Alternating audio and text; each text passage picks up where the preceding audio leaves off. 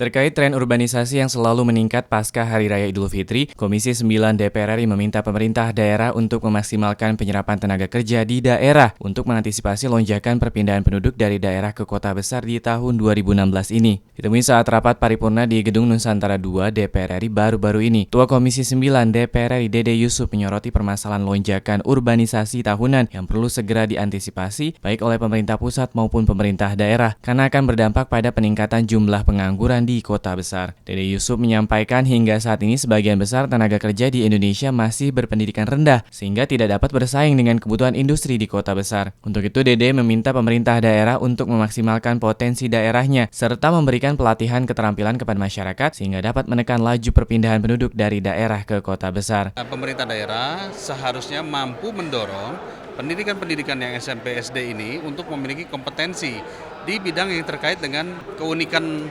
lokal daerahnya. Misalnya daerahnya memiliki potensi pariwisata, maka otomatis harus ada pendidikan kepariwisataan.